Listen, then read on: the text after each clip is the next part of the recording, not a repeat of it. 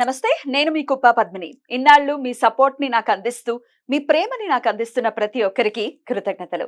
ఇప్పుడు చూడబోతున్న ఈ వీడియో కూడా ఖచ్చితంగా మీకు ఉపయోగపడుతుంది.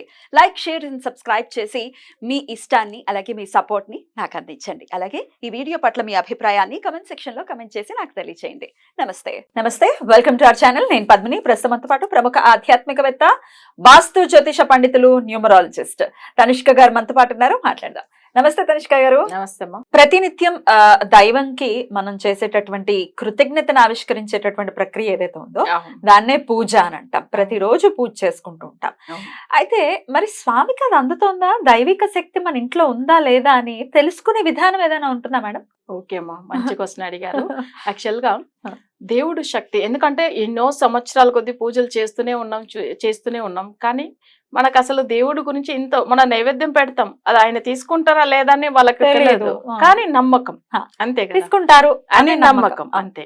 సరే, ఇప్పుడు మన పూజలు ఇంట్లో చేస్తున్నాం కానీ వాళ్ళు ఒక దేవుడు శక్తులు మన ఇంట్లో ఉందని కనిపెట్టేదానికి కొన్ని విషయాలు చెప్తాను. ఒకటి ఏంటంటే, మన ఇంట్లో అగరబత్తి స్మెల్ సడన్ గా వదిలి కొంచెం తర్వాత మళ్ళీ వస్తుంది, అంటే కొంచెం గ్యాప్ తీసుకుంటది. ఇప్పుడు మన అగరబత్తి వెలిగించినా కూడా వెంటనే రాదు కొంతమంది ఇళ్లలో.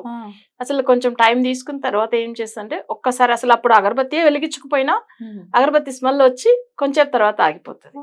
సో అలా వస్తుంది అగరబత్తి, అప్పుడు దేవుడి శక్తి ఉందని. నెక్స్ట్ ఇంట్లో ఏమైతుందంటే మల్లెల వాసన వస్తుంది, స్మెల్ అసలు దేవుడి దగ్గర అసలు అంత మంచి పరిమళంగా ఉంటాయి భగవంతుడి దగ్గర. మనం అక్కడ వెళ్ళంగానే కొంతమందికి ఏంటంటే గంధం స్మెల్ వస్తుంది. తర్వాత కొన్ని ఇళ్లలో ఏమైతుందంటే, మరీ ఉదయం లేకపోతే సాయంత్రం పూటలో గెజ్జల సౌండ్ వినిపిస్తుంది అసలు వాళ్ళకి ఆ సౌండ్. అప్పుడు మనకు ఇంట్లో దేవతలు అసలు దేవుళ్ళు ఉన్నారు అనేది బాగా తెలుస్తుంది. ఇంట్లో లోపల వెళ్ళంగానే, నేను కొన్ని ఇళ్ళలు అసలు అంత ముందుగా అంటే నేను మా రిలేటివ్స్ ఇంటికి వెళ్ళి ఉన్నాను. వాళ్ళ ఇంట్లో అంటారు, అసలు ఇంటికి వచ్చావు కదా, ఇక్కడ పాజిటివ్ వైబ్రేషన్ ఉందా లేదా చెప్పి మాట్లాడంటారు. వెళ్ళంగానే ఒక అడుగు పెట్టగానే అక్కడ నెగిటివ్ ఉంది లేదా నెగిటివ్ వైబ్రేషన్ ఉందా పాజిటివ్ వైబ్రేషన్ ఉందని తెలుస్తుంది నాకు. ఎందుకంటే అది కొన్ని మందులకు అసలు వాస్తు చూసే వాళ్ళు కూడా చూడండి, చాలా మంచి డివైన్ పవర్ ఉంటుంది. వాళ్ళు వెళ్ళంగానే వాళ్ళు కనిపెట్టేస్తారు. సేమ్ అదే నేను కూడా అలానే, అసలు ఆ ఇంట్లో మంచి దేవుడు శక్తి ఉంది, దేవుడు వైబ్రేషన్ ఉంది అని చెప్తాను. సరే, ఇప్పుడు ఈ మంచి స్మెల్ ఇంట్లో అసలు చెప్పాలంటే మల్లెల స్మెల్ కానీ, లేదా గంధంది కానీ, లేదా అగరబత్తిది కానీ, కొంతమంది విభూది అంటారు చూడండి, వైట్ కలర్ది, ఆ విభూది స్మెల్ కూడా వస్తుంది. సో అది ఆ ఇంట్లో చూసారంటే ఇంట్లో ఎప్పుడు ప్రశాంతంగా ఉంటుంది. కొన్ని ఇళ్ళలో అయితే సడన్ గా అసలు ఎప్పుడో కొన్ని రోజుల్లోనే ఇలా వస్తుంది, మంచి స్మెల్ వచ్చి మళ్ళీ అసలు చాలా బాగా ఉన్న రోజులు ఉంటాయి. కొన్ని రోజులు అసలు రానే రాదు. వాళ్ళకి ఏమనిపిస్తుంది అంటే అప్పుడంతా చాలా సమస్యలు ఉన్నట్టుగా కొంతమంది ఫీల్ అవుతూ ఉంటారు. మనం ఈ దేవుడి శక్తిని కనిపెట్టవచ్చు. సరే, మన ఇంట్లో దేవుడి శక్తి ఎప్పుడు ఉండాలి అంటే కొన్ని మంచి పనులు మన ఇంట్లో చేస్తూ ఉండాలి. ఎలాంటి విషయాలు చేయాలి అంటే, దేవుడి దగ్గర ఒక చిన్న అంటే ఒక బౌల్లో, అంటే కాపర్ కానీ లేదంటే బ్రాస్లో, సో ఒక దాంట్లో ఏం చేయాలంటే వాటర్ ఫుల్గా పోసి పెట్టాలి. సో అది ఎందుకు అట్లనంటే, మనకు వచ్చి ఎప్పుడైనా వాటర్తో పాజిటివ్ వైబ్రేషన్ అయినా వస్తుంది, నెగిటివ్ అయినా వస్తుంది. బట్ అక్కడ ఏమైతుందంటే నెగిటివ్ అంతా తను తీసి పక్కగా వాటర్లో పెట్టేస్తాడు దేవుడు. సో మనకు అన్ని మంచిది ఇస్తాడని ఒక నమ్మకం. ఎప్పుడైనా కానీ చూడండి, నార్త్ ఈస్ట్ కార్నర్ లో ఒక చిన్న పాట్ లో కూడా వాటర్ పోసి చల్లగా పెడతారు, మీరు చూసే ఉంటారు. ఇక్కడ ఈశాన్యంలో పెడతారు. మార్వాడీస్ కూడా పెట్టుకుంటారా? వాళ్ళదే ఎక్కువ పెడతారు, వెయిట్ ఎక్కువ పెట్టకూడదు, అంటే చిన్నగా పెట్టేసుకోవాలి. అయితే ఆ ఈశాన్యంలో పెట్టడం వల్ల ఎప్పుడు చల్లగా ఉంటుంది అనమాట. సో అది చాలా మంచి, ఒక ఈశాన్యం అంటేనే దేవుడికి సంబంధించిన ప్లేస్ అది. అయితే మన కొంతమంది ఈశాన్యంలో అంటే దేవుడు పూజ రూమ్ లేకపోతే ఇలా పెట్టేసుకోవచ్చు, వాటర్ పెట్టేసుకోవచ్చు. అది మనకి ఇంట్లో పాజిటివ్ వైబ్రేషన్ తెప్పిస్తుంది. నెక్స్ట్, మన ఇళ్లలో ఎప్పుడైనా కానీ అంటే కొంతమంది ఏం చేస్తారంటే, అసలు నిమ్మపండు ఉంది కదా, నిమ్మపండు అసలు అక్కడ ఇంట్లో ఒక చిన్న గ్లాస్ లో, అంటే అది కూడా ఏంటంటే గ్లాస్ లో వేయాలి, గ్లాస్ లో వాటర్ పోసి దాన్ని వేసి పెట్టవచ్చు. అది మంచి వైబ్రేషన్ వస్తుంది. తర్వాత ఒక చిన్న బౌల్ తీసుకొని దాంట్లో పెద్ద ఉప్పు ఉంది చూడండి, దాన్ని కళ్ళు ఉప్పు అంటారు కదా, ఆ ఉప్పు దాంట్లో వేసి దాంట్లో కాయిన్, డబ్బులు, సో 1 రూపీ కాయిన్ లేకపోతే 5 రూపీ కాయిన్ అయినా దాంట్లో వేసి పెట్టవచ్చు. 5 కాయిన్లు వేయవచ్చము, లేదు 7 వేసి పెట్టవచ్చు. అలా వేసి దేవుడి దగ్గర పెట్టవచ్చు. సో ఇదంతా ఏంటంటే మనకు వచ్చి దేవుడి దగ్గర మంచి వైబ్రేషన్ తీసుకొస్తుంది. సో ఇలా చేసుకుంటే మన ఇంట్లో చాలా మంచి దేవుడి శక్తులు వాళ్ళు మన ఇంట్లో ఉన్నారని తెలుస్తుంది. Hmm. కొంతమందికి అసలు ఈజీగా చెప్పేస్తారు, అసలు మా ఇంట్లో చాలా బాగుంటది, ఎప్పుడు ఈవినింగ్ 6 అయిపోతే చాలు అసలు ఒక ఎక్కడ నుంచి వస్తుంది అగరబత్తి స్మెల్, అసలు ఇంట్లో వెలిగించకపోయినా వస్తుంది అని చెప్తారు. అసలు చాలా బాగుంటది. కొంతమంది ఇంట్లో ఎంత పూజలు చేసినా ఇట్లాంటివి ఏమి రాదు. ఉండవు, దాని అర్థం ఏంటి మేడం? అది నెగిటివ్ ఉన్నది అని అర్థం. అసలు కొంతమంది చూడండి, దీపం వెలిగించారనుకోండి, అప్పుడు వాళ్ళకి నెగిటివ్ ఉందంటే ఆ బత్తెలు ఉంది చూడండి, అది వెంటనే కాలిపోతుంది. అది ఎక్కువ ఏంటంటే నరదిష్టి ఉన్న వాళ్ళకి, తర్వాత బ్లాక్ మ్యాజిక్ ఉండే వాళ్ళకి ఆ దీపం వెలిగించిన బత్తి అసలు ఫుల్ కాలిపోతుంది, దీపం అంతా బ్లాక్ అయిపోతుంది చూడండి. అది వాళ్ళకి ఆ నెగిటివ్ ఎఫెక్ట్ ఉందని అర్థమైపోతుంది. చాలా మందిలో అది వెలిగించి ఒక హాఫ్ అన్ అవర్ లోపలనే వెంటనే అది ఇదైపోయి చెప్తూ ఉంటారు, మేడం ఇలా అవుతుంది, మాకు అప్పట్లోంచి ప్రాబ్లం ఉందని. అది నిజం కూడా. సో అది కనిపెట్టవచ్చు మన అట్లా కూడా. చాలా ఉంటుంది మా ఇంట్లో.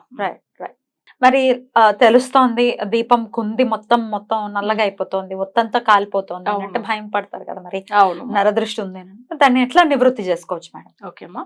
ఇప్పుడు నరదిష్టికి చాలా పరిహారాలు ఉంటాయి, కానీ మనం వచ్చి ఎలాంటి చెప్తామంటే జనరల్గా ఏంటంటే ఎక్కువ నరదిష్టి ఉన్న వాళ్ళు అంటే ఆవాలు ఉన్నాయి చూడండి, బ్లాక్ కలర్ లో ఉంది కదా నల్ల ఆవాలు, సో అది తీసుకోవాలి.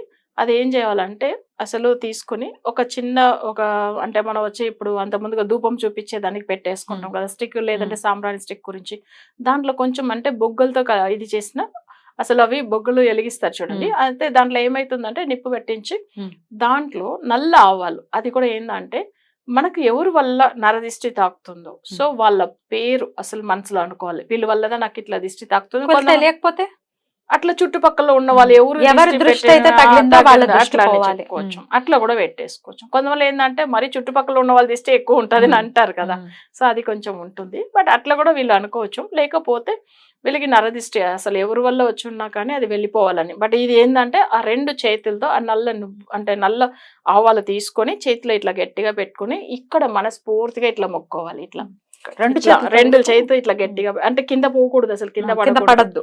ఎందుకంటే కింద పడితే ప్రాబ్లమ్స్, నెగిటివ్ వైబ్రేషన్ ఇంకా ఎక్కువ అవుతుంది. ఆవాలు ఎప్పుడు ఇంట్లో చల్లకూడదు, గొడవలు వస్తుంది అదే రోజు. సో అది అందుకని చాలా జాగ్రత్తగా తీసుకొని ఏం చేయాలంటే ఇలా గట్టిగా పెట్టేసుకొని దేవుడి దగ్గర మంచిగా ప్రే చేసుకోవాలి. ఏమని అసలు మాకు వచ్చిన నరదిష్టి అంతా పోవాలని చెప్పి ఆ బొగ్గుల్లో తీసుకెళ్లి వేయాలి. వేస్తే అది అవసరం లేదు.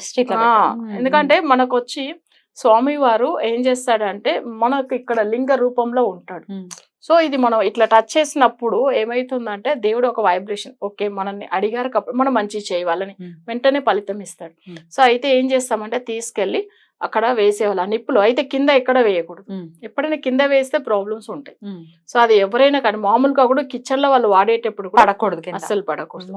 ఆవాలు అసలు చాలా పవర్ఫుల్, చిన్నది కానీ పెద్ద పనులు చేస్తారు. అసలు నిజంగా చెప్పాలంటే అవి బ్లాక్ మ్యాజిక్ ఎక్కువ యూజ్ చేస్తారు నల్ల ఆవాలు.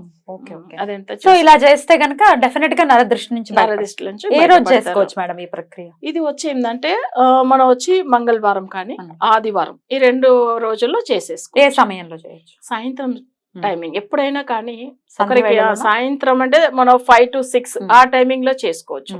ఆ టైమింగ్ లో చేయడం వల్ల ఇప్పుడు ఎవరికైనా పిల్లలు కూడా అస్సలు హెల్త్ బాగాలేని అనుకోండి, వాళ్ళకి ఏం చేయాలంటే వాళ్ళకి తిప్పాలి. ఇప్పుడు మనకంటే మనం ఇట్లా చేసుకుంటాం, వాళ్ళకి తిప్పేసి దేవుడి దగ్గర మొక్కి మళ్ళీ ఇలా మొక్కి మళ్ళీ తీసుకెళ్లి వేయాలి. ఎందుకంటే వాళ్ళకి తిప్పిన తర్వాతనే, అంటే పిల్లల గురించి కాబట్టి మనం మొక్కుతున్నాము.